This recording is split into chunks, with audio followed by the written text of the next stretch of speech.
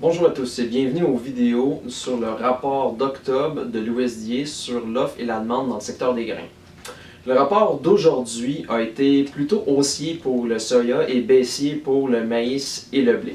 Donc rapidement, pour le maïs, les stocks de début ont chuté de 331 millions de boisseaux et ça c'était attendu étant donné que le rapport du 30 septembre le dévoilait déjà. Mais la raison pourquoi c'est important, c'est qu'on ne sait pas pourquoi les stocks avaient chuté. Donc, l'USDA l'explique par une forte croissance de la demande fourragère et résiduelle pour l'année 2018-2019 de 343 millions de boisseaux. Par la suite, l'USDA a corrigé à la baisse les superficies ensemencées et récoltées et a redressé le rendement du maïs, ce à quoi les marchés ne s'attendaient pas du tout. En fait, les marchés anticipaient plutôt une baisse plutôt qu'une hausse, ce qui a reflété les mouvements, les réactions boursières d'aujourd'hui. Donc, la production quand même s'est inclinée de 20 millions de boisseaux. La demande de l'éthanol, elle a fléchi de 50 millions de boisseaux afin de refléter le niveau de production actuel de l'éthanol aux États-Unis. Donc, aux États-Unis, présentement, la production hebdomadaire, la production journalière, elle est passée en dessous du 1 million de barils par jour, ce qui était la normale depuis la dernière année. Donc là, on est à un niveau un petit peu plus bas.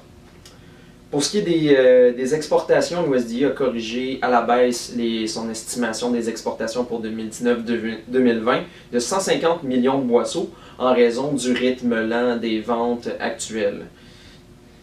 Au niveau des stocks, ils ont été amenuisés de 261 millions de boisseaux, repassant sous la barre psychologique du 2 milliards de boisseaux. Le prix moyen, lui, s'est apprécié de 20 cents US le boisseau.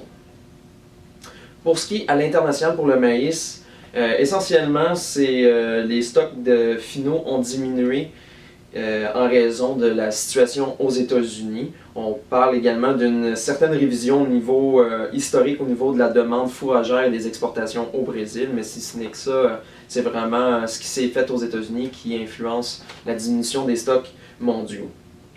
Au niveau du soya, les stocks de début ont diminué de 92 millions de boisseaux à cause d'une révision des superficies récoltées, mais aussi du rendement. Ce qui fait en sorte que la production, elle a chuté environ de 116 millions de boisseaux pour l'année 2018-2019, donc la dernière récolte.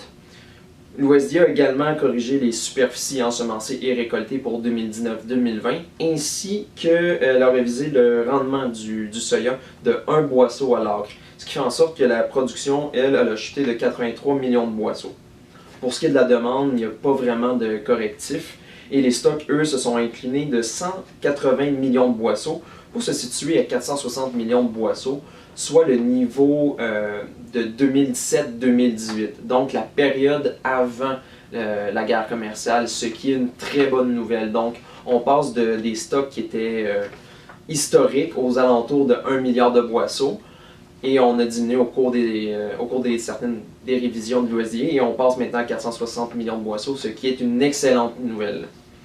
Au niveau de l'international, il n'y a pas beaucoup de nouvelles données. On parle d'une diminution des stocks mondiaux de 3,98 millions de tonnes, mais en bonne partie due à la situation aux États-Unis.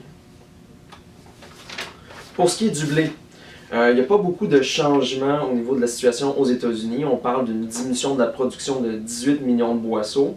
On parle également d'une diminution de la demande de 30 millions de boisseaux pour le secteur fourrager et une baisse de 25 millions de boisseaux pour les exportations afin de refléter la compétitivité à l'international.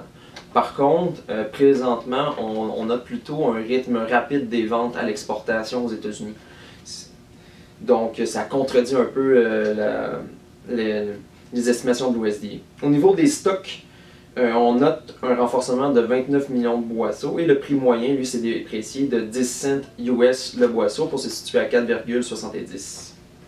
Sur la scène mondiale, les stocks finaux se sont accrus de 1,29 million de tonnes dû à la hausse aux États-Unis et en Union européenne. Essentiellement, l'USDA a corrigé à la baisse la production en Australie, mais a rehaussé du même coup la production en Union européenne. C'est ce qui fait le tout au niveau du rapport du USDA. J'espère que cela vous a plu. Si vous voulez lire notre analyse complète, je vous invite à la lire, à la consulter sur notre site internet au www.pjq.ca. Je vous donne rendez-vous dans un mois pour l'édition de novembre.